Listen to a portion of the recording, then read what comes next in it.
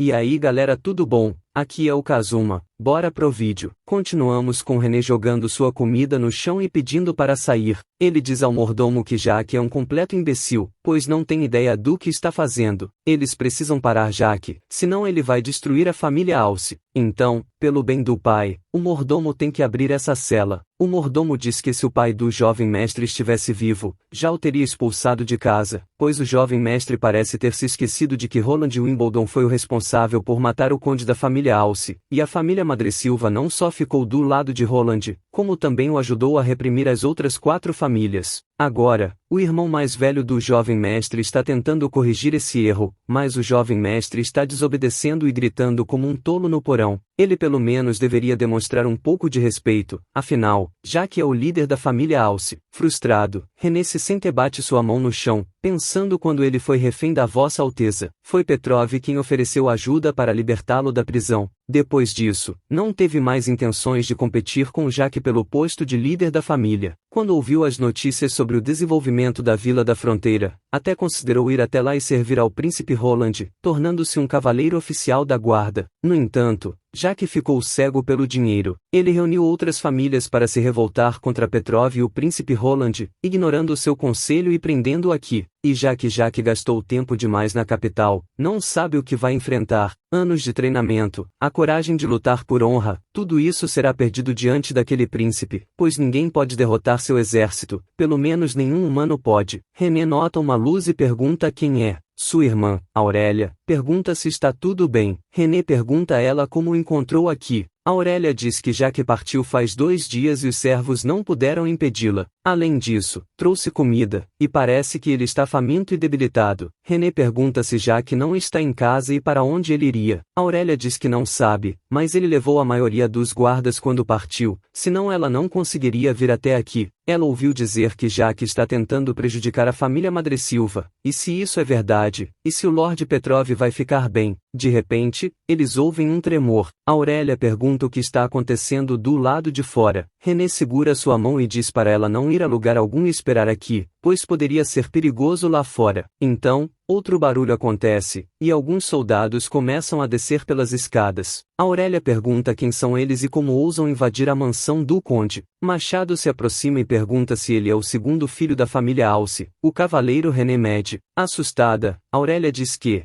já que eles sabem, deveriam recuar e o que querem. Machado se apresenta como comandante do 1º Batalhão de Vossa Alteza Roland, que o pediu especificamente para encontrá-lo e entregar a mensagem que o Sr. Petrov queria vê-lo. No castelo, vemos a arma que os rebeldes estavam usando, e Petrov comenta que não sabe como Timothy conseguiu construí-las. Roland pensa que, de qualquer forma, não podem chamá-las de pederneiras, pois não possuem gatilho nem um mecanismo de disparo. São apenas tubos de metal com buracos nas 2 pontas, e do ponto de vista estrutural, podem ser chamadas de protótipos de pederneiras, mas até a melhor pederneira já foi algo parecido com isso antes. Quando a ofensiva da primavera começou, os alemães enfrentaram exércitos equipados com revólveres, rifles de ferrolho e metralhadoras. Então, os alemães não tinham chance de vencer. Machado informa que o Sr. René Med e a Srta. Aurélia Med estão aqui. Roland diz para eles entrarem. Os 2 Med entram e prestam saudações. Roland diz para René se levantar e conta que Petrov o assegurou de que René nunca participaria da rebelião de Jaque Med. Antes de ordenar o ataque ao território da família Alce, parece que Petrov estava certo sobre René. Roland conta que Jaque Med conspirou junto com as famílias Bordo, Lobo e Rosa Selvagem para atacar a fortaleza da Grande Música há 2 dias. O ataque gerou muitas casualidades de pessoas inocentes. 2 blocos da cidade foram queimados, forçaram a família Madressilva a se render e até feriram a família de Petrov. Foi um infortúnio, pois se René pudesse parar o conde Jaque, a fortaleza da Grande Música não teria passado por esse desastre. René tenta dizer algo, mas Roland continua falando que houve vários envolvidos na rebelião, mas garante que ninguém envolvido com o ataque escapará da punição legal. Todos os rebeldes serão punidos severamente, e René não precisa se preocupar, pois ele não vai descontar sua raiva em pessoas inocentes, e a família Alce será poupada. Além disso, tem uma pergunta: já que Jaque Med foi morto na rebelião, René está disposto a herdar o título de conde e servi-lo assim como Ru fez? René diz que sim, e a partir de agora, René Med será seu auxílio, sua espada, seu escudo e o que desejar.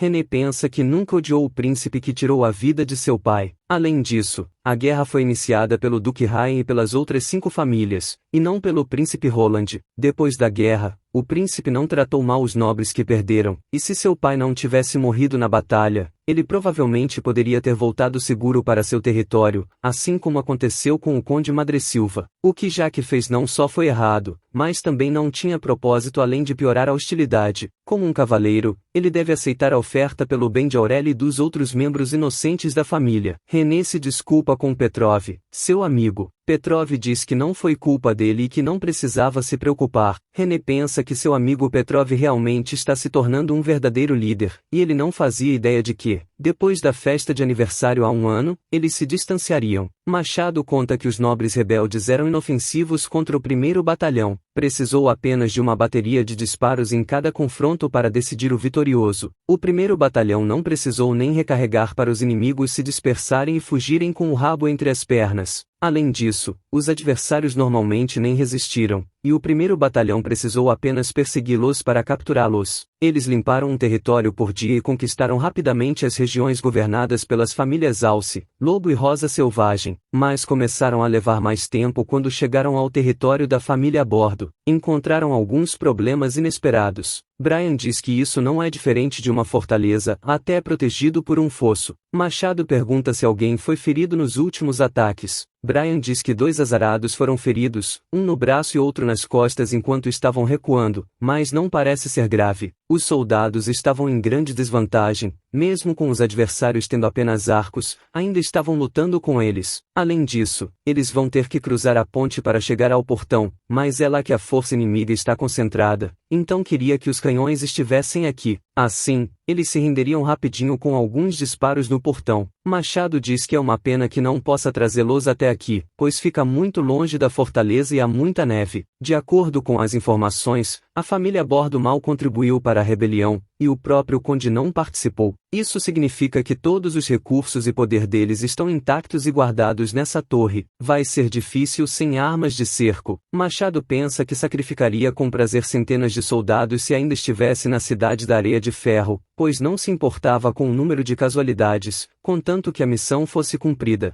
Mas depois de vir para a região oeste, desenvolveu um senso de proteção pelos soldados e viu melhorias a cada dia. Machado diz que vai usar as bruxas e para enviar uma mensagem ao príncipe informando que estão com problemas e precisam da ajuda da senhorita Meg. Um tempo depois, um cavaleiro inimigo avista Meg. Todos pegam seus arcos e começam a atirar, mas não surte efeito, e todos correm de medo. Meg solta algo, o objeto começa a cair na base inimiga e, ao fazer contato, gera uma enorme explosão. Machado, observando de longe, diz que esse é o poder divino, e assim, por Vossa Alteza, eles deveriam avançar. Todos marcham em direção à base inimiga. Roland conta que quando Machado de Ferro voltou para a Fortaleza da Grande Música, já era sexta-noite, e finalmente, toda a região oeste estava sob seu controle. Alguém bate na porta, e Roland diz para entrar. Petrov caminha em direção a Roland e diz que terminou de coletar as informações que Vossa Alteza pediu. Roland pergunta se esses são todos os nobres que restaram na região leste. Petrov confirma e diz que os dividiu em 2 categorias principais, culpados e inocentes, organizando-os pelo nome da família. São 64 culpados e 137 que recusaram a rebelião ou não sabiam dela. A maioria dos que não sabiam era composta por cavaleiros livres, cavaleiros e nobres de baixo status. O maior rebelde foi Roman Kend, conde de Bordo, que provavelmente já deve ter ouvido falar de sua captura pelo Sr. Machado de Ferro. Roland pensa que as 6 famílias da região oeste literalmente se tornaram história. Leão Ryan, Bordo, Lobo e Rosa Selvagem foram completamente aniquiladas. Apesar de Madressilva e Alce ainda existirem, elas não são mais famílias nobres feudais. Agora, todo o poder da região oeste está em suas mãos e elogia Petrov. Petrov diz que o Sr. Machado de Ferro deu o veredito das pessoas nesta lista, então pergunta se pode ter ocorrido algum erro. Roland diz que Machado é um interrogador habilidoso e não usou tortura para forçar as confissões, então acha que o julgamento dele é confiável. Roland pensa que, na verdade, todos os nobres capturados serão checados novamente por Rouxinol depois de serem jogados nas masmorras. Dessa forma, pode garantir que não está deixando ninguém culpado passar nem condenar algum inocente. Assim, Não precisa se preocupar em derramar sangue inocente nem anistiar verdadeiros culpados. Petrov pergunta o que Roland planeja fazer com eles. Roland, curioso, pergunta se Petrov tem algum amigo na lista. Petrov diz que não e apenas acha que enforcar todos pode atrapalhar o comando de Vossa Alteza futuramente. Roland, surpreso, pergunta se não era Petrov que estava falando de olho por olho uma semana atrás e agora quer poupá-los. Petrov diz que quer que todos vão para o inferno, mas mesmo que ele os estrangule pessoalmente, não mudaria nada.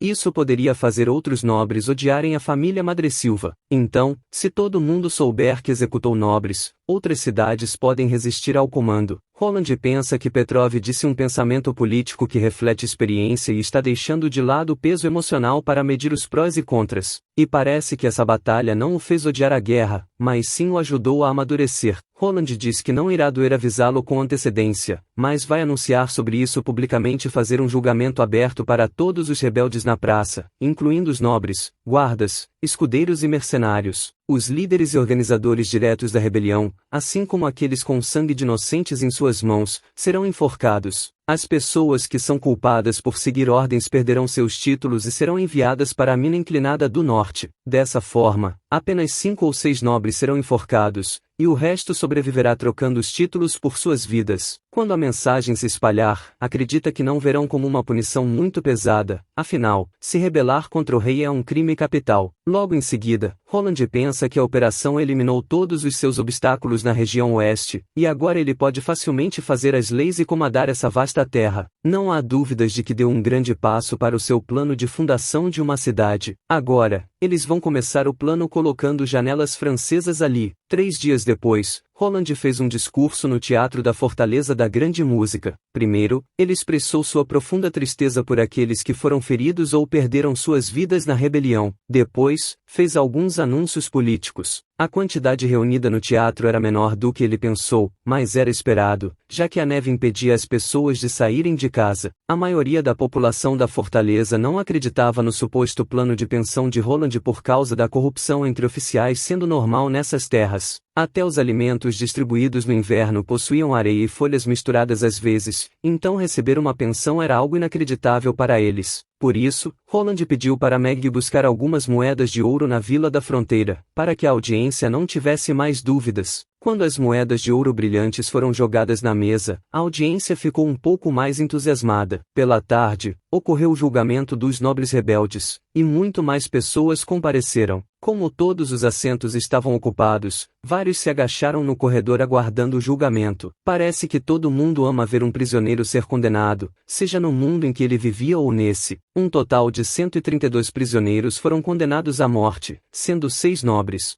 Os outros 900 que participaram na rebelião, mas não cometeram assassinatos, continuaram presos aguardando serem enviados para a mina inclinada do norte. A resistência nobre do oeste foi completamente eliminada. Roland pensa que é apenas o começo da limpeza e ainda tem muito o que fazer antes de realmente poder governar essa região. Por isso, organizou um grande banquete para diminuir o sentimento de tristeza dos nobres inocentes. Com os Madressilvas e os Alces ao seu lado e todos os grandes nobres destruídos, esses nobres menores provavelmente não vão apresentar um tom de discordância. Um figurante diz que essa ferramenta de comer reflete o gosto e sabedoria de Vossa Alteza. O outro diz que o cogumelo da vila é muito bom. Roland reflete sobre como era esperado que eles demonstrassem intenções de se juntar ao seu lado, e foi mais rápido do que ele pensou. Roland diz que o rapaz tem um bom gosto e que gostaria de compartilhar um livro ilustrado com todos. Um figurante pergunta o que é isso e por que os desenhos parecem tão reais. Não parecem um desenho, e nenhuma pintura pode expressar cores tão delicadas. Roland pensa que era como o esperado dos nobres de uma cidade grande, eles sabem apreciar uma obra de arte. Então, Roland diz que foram realmente feitas por uma pintora. A única diferença é que a artista é uma bruxa, e as tintas que foram usadas possuem o poder mágico dela, e as bruxas não são diferentes deles, pois ele já confirmou isso pessoalmente várias vezes. Todos concordam, dizendo que, já que Vossa Alteza verificou, não vão duvidar. Então, Roland pensa que o que disse possui um duplo sentido não intencional, mas vai deixar isso de lado. Ele diz que o protagonista desse álbum é o Visconde Tigui Pinheiro, um antigo nobre da região oeste, e alguns deles devem se lembrar dele. Tigui está vivendo na Vila da Fronteira, e as pinturas do livro mostram como eles se conheceram. E como podem ver, ele é um nobre vivendo em uma sociedade regulamentada por um novo sistema. Agora é uma pessoa que treina com pederneira e está protegendo a fortaleza da grande música. É provável que ele vá com a filha e os guardas para a floresta oculta para se divertir caçando depois que os meses do Demon terminarem. Até onde ele sabe, desde que Tigui vendeu o território que tinha a leste da fortaleza e foi para a Vila da Fronteira, ele não só foi promovido para um status maior, como também aumentou muito seu território. Além disso, eles devem saber que ele está planejando construir uma cidade na região oeste. Quando isso acontecer, a Vila da Fronteira, a Fortaleza da Grande Música e o pequeno espaço entre as duas se tornarão apenas uma. A unificação não será restrita à administração, ou seja, a nova cidade será governada pelas mesmas leis e políticas. Este também é um dos motivos pelos quais ele está retirando os poderes legislativos dos nobres feudais. Um figurante pergunta sobre seus territórios. Roland diz que ainda serão deles sob o novo sistema. Um exército profissional será encarregado da proteção, e eles ganharão muito mais do que antes, contanto que sigam as leis. Afinal, o benefício é maior ao cortar um bolo maior do que dividir um pequeno. Como eles nunca foram à Vila da Fronteira, é completamente normal que não saibam o quanto podem realmente ganhar. A receita da vila na segunda metade do ano chegou a 30.000 moedas de ouro e poderia ter tido 10.000 moedas a mais se os meses dos demônios não tivessem chegado mais cedo. Como serão administradores de comércios de todos os tipos no futuro, eles com certeza serão bem pagos. Um figurante diz que pelo que Vossa Alteza falou, isso significa que quer que eles administrem a fortaleza. Roland diz que sim e não. A fortaleza se tornará um distrito da cidade e será administrada pela prefeitura. Então, vai colocar uma segunda prefeitura no distrito da Grande Música que operará da mesma forma que a Vila da Fronteira, com vários departamentos secundários internos. Eles trabalharão nesses departamentos secundários cuidando dos assuntos locais. Não é simples administrar uma vila. Apesar de receberem bem, não será fácil cumprir com sua parte. Portanto, precisa que eles venham para a Vila da Fronteira assim que restabelecerem a ordem aqui. Ele quer que eles vejam como uma prefeitura em pleno funcionamento se parece. Ele tem muito o que aprender sobre administração pública. Mudando de assunto, ele quer perguntar o quanto sabem sobre os ratos. René pergunta se ele está falando sobre os ratos do mercado negro. Se for eles, ele já fez negócios com eles antes e também era o líder do fogo violento e lutou com várias gangues de ratos por territórios. Roland pensa que nunca esperou que o segundo filho de um conde fizesse negócios com ratos. Além disso, fogo violento é um nome horrível. Será que ele é mesmo um filho legítimo do Conde Med? Petrov diz que é verdade. Anos atrás, o mercado negro estava descontrolado nas docas. Quase todos os dias, civis e comerciantes estrangeiros eram mortos enquanto a patrulha fazia vista grossa. O Conde René não conseguiu ficar parado e usou seus próprios guardas, juntamente com refugiados, para expulsar os ratos das docas. Naquela época, René escrevia todos os dias para mantê-lo atualizado da operação, já que ele estava na capital. René dizia que era como se fosse uma guerra contra as bestas demoníacas. Antes de terminar, René diz a Petrov para não dizer mais nada, pois era um passatempo quando era mais jovem e agora não tem mais relação alguma com eles. Roland diz que planeja se livrar de todos os ratos da fortaleza para que os civis tenham uma vida pacífica. René diz, com todo respeito a Vossa Alteza, que mesmo que sejam apenas bandidos, eles não são páreos para os cavaleiros. Mas se matá-los como matou os rebeldes, ou seja, matá-los por serem ratos, teme que não haverá muitos civis restantes na fortaleza. Depois de um ano ruim em que os meses dos demônios foram mais extensos, vários tiveram que se tornar ratos para sobreviver. É por isso que a maioria dos lords ignora a existência do mercado negro. Um conflito interno aparentemente é melhor do que uma revolta externa causada pela fome. Roland pergunta sobre os organizadores. René diz que alguns são criminosos de longa data, e uma parte é até apoiada por nobres locais, mas também há criminosos de outras vilas. Roland diz que espera que nenhum deles esteja apoiando algum rato agora, mas isso não importa mais, contanto que o ajudem na limpeza, vai perdoar seus erros. Então, ele tem uma tarefa para eles. No mês que está por vir, vai focar em acabar com todas as atividades criminosas na fortaleza, e eles devem cooperar com o 1º batalhão para eliminar todos os líderes do mercado negro e destruir destruir totalmente todas as suas organizações. René concorda. Roland diz a Petrov que quer que ele abra o celeiro e distribua comida para o povo até o fim dos meses dos demônios. Petrov concorda. Os nobres falam que isso não funcionará, esse tipo de apoio apenas piora as coisas, depois todos na cidade virarão pedintes. Roland pensa que eles estão especulando com base no pior das pessoas, pensando que são preguiçosas, idiotas e sem salvação, mas ele sabe da força do povo. Eles podem parecer estúpidos, mas podem ser um fator decisivo se forem guiados por um modelo funcional. Então ele diz que já tomou sua decisão e não quer mais ouvir os protestos. Está aqui para ensiná-los o básico de uma prefeitura funcional e para informar ao povo todas as políticas discutidas aqui, respondendo suas perguntas e aceitando os feedbacks. Essa é a melhor forma de implementar uma mudança nas políticas. Logo em seguida, Roland pensa que precisa ensinar os nobres primeiro, depois unificar as leis ao consolidar a administração e aumentar a segurança pública, tudo enquanto faz uma propaganda política, antes de restabelecer a ordem. Enquanto caminham, Eco diz que Machado não precisa vir com ela. Machado responde que aqui não é seguro como a Vila da Fronteira, e Vossa Alteza disse para proteger a senhorita Lua Prateada caso ela deixasse o castelo sem outras bruxas a acompanhando. Eco diz que não deveria ter dito a ele. Além disso, Machado não precisa ser formal com ela. Machado diz que em seu coração, ela sempre será a líder do clã Osh e a sua senhora Draw Lua Prateada. Eco responde que não gosta de ser vigiada e sugere que eles vão para o outro lado do rio. Machado concorda, e Eco comenta que aqui não é nada parecido com a cidade da Areia de Ferro. Quando ela estava na região sul, pensava que tudo era igual, que a areia cobria quase todo o solo, e as pessoas brigariam por recursos como fontes de água e oásis, os quais seriam os mais valiosos. Mas aqui, nenhum sangue é derramado no Rio das Águas Vermelhas, e as pessoas simplesmente bebem quando querem.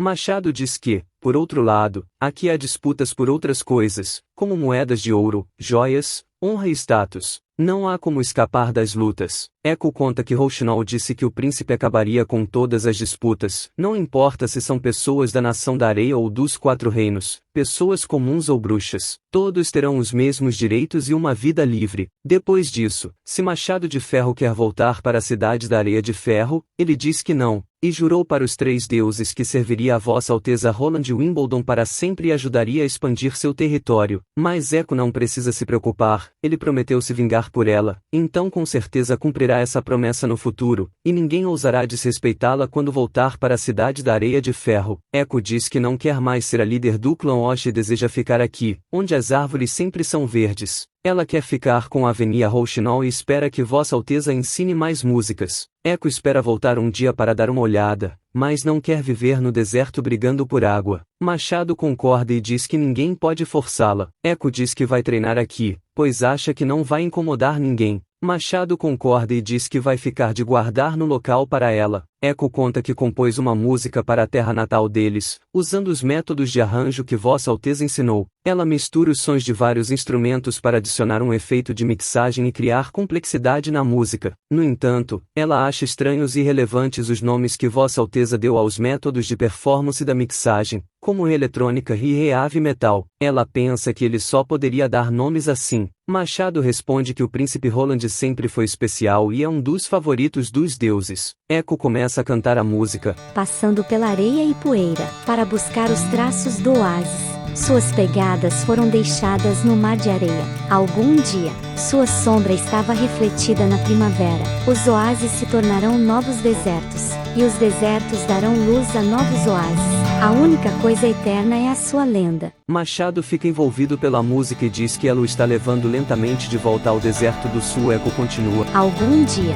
vou seguir suas pegadas, para encontrar sua sombra. Vou seguir suas pegadas, para encontrar sua sombra, no momento agitado e mudo, antes da alvorada. Machado pergunta se essa é a habilidade da senhorita Lua Prateada. Ele então nota um pouco de areia em sua mão. No escritório, Roland pergunta a Machado se ele disse que viu um vasto deserto na música de Eco e trouxe grãos de areia de volta. Machado responde que não. Na hora, ele estava tão envolvido com a música que nem pensou em checar se a areia era real. Roland pensa que parece real demais para ser apenas uma ilusão e se pergunta se foi só uma música. Machado conta que houve outras músicas também, mas ele não conseguiu entendê-las. era como um milagre. Se a senhorita Lua Prateada dissesse que era uma emissária dos 3 deuses naquela época em que estavam na região sul, ele acreditaria com total convicção. Roland pergunta se isso foi criado por poder mágico. Rouxinol diz que não tem certeza, pois não encontrou traços de poder mágico ali, mas o poder mágico no corpo de Echo agora está mais sólido e se ela não percebeu, Echo fica surpresa e pergunta se Rouxinol está falando sério.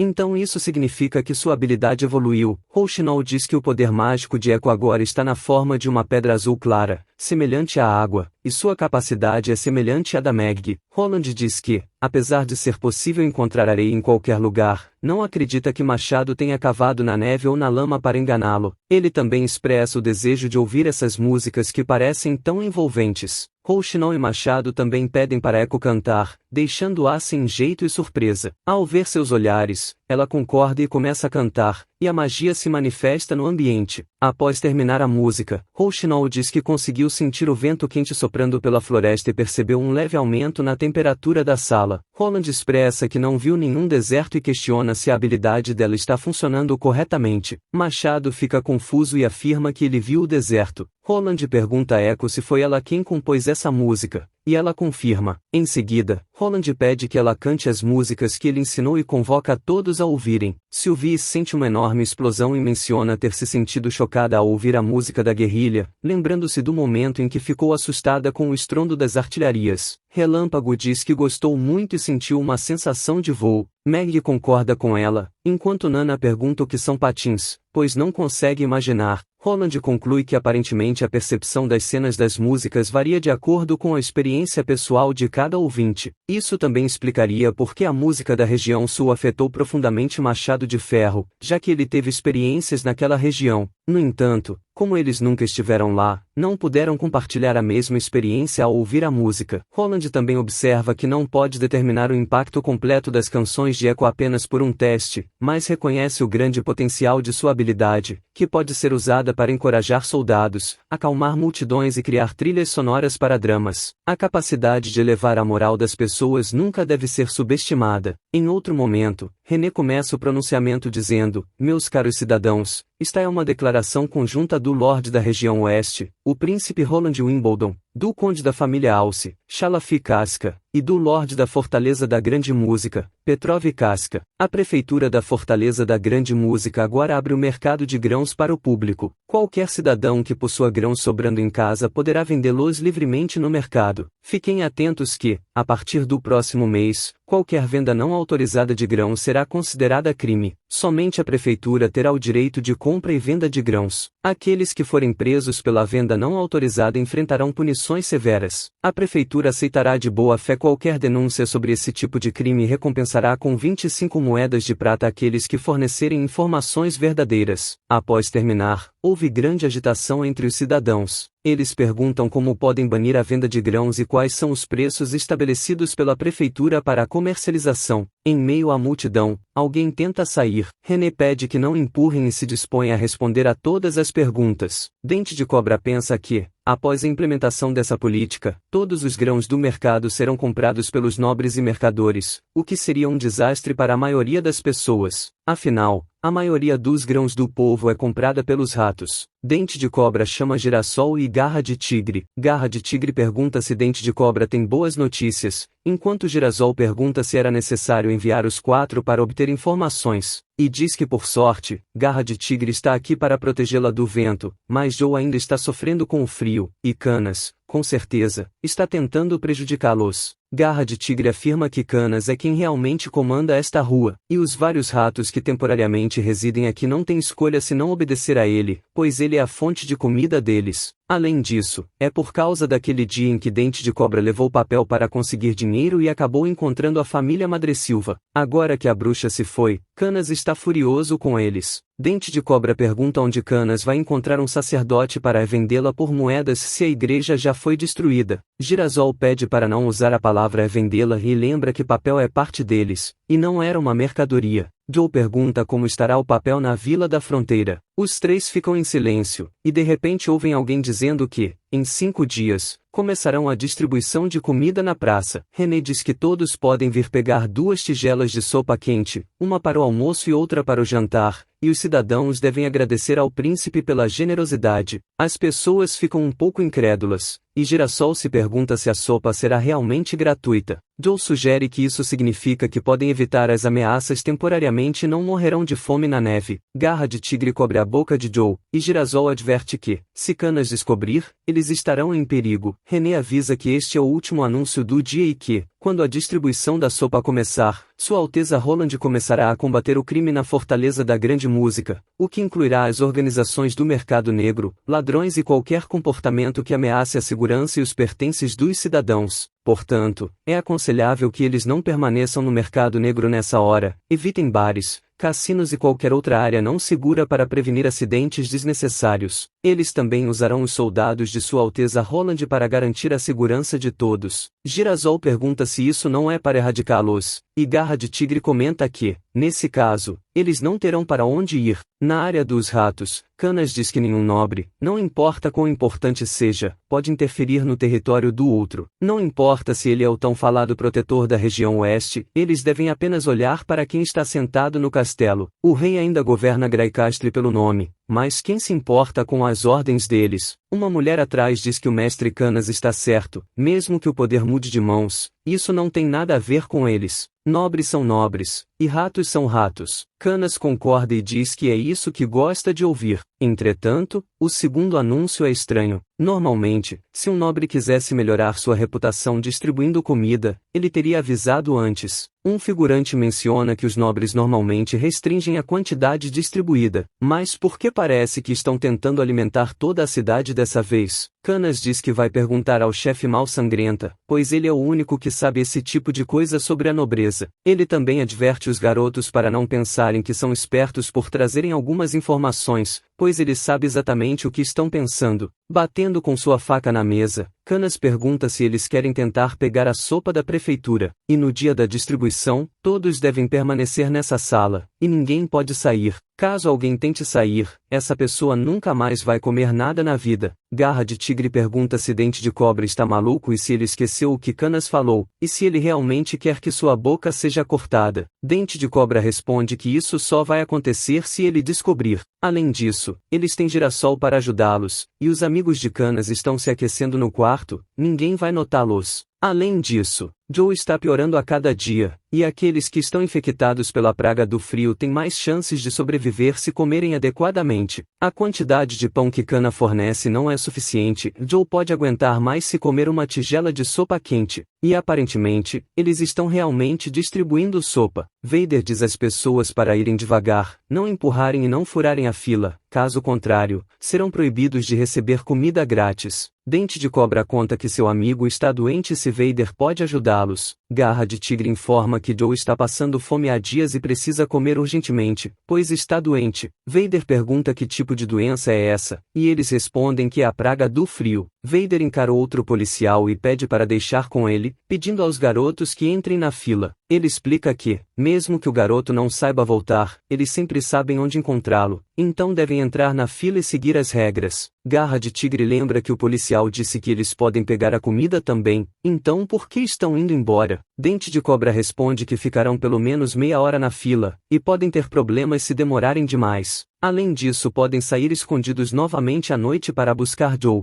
Logo em seguida, Dente de Cobra percebe que o anúncio da distribuição de comida grátis tornou-se realidade. Isso significa que os outros dois rumores eventualmente também podem se concretizar. Ao retornarem, eles notam algo. Um figurante diz: se não são os ratinhos que finalmente voltaram de barriga cheia? E assim acabamos a parte 53. Quem puder deixa um like e um comentário, e se gostou do vídeo aproveita e se inscreva, para não perder os próximos resumos, e caso queiram apoiar o canal é só clicar no botão Seja Membro. Até o próximo vídeo.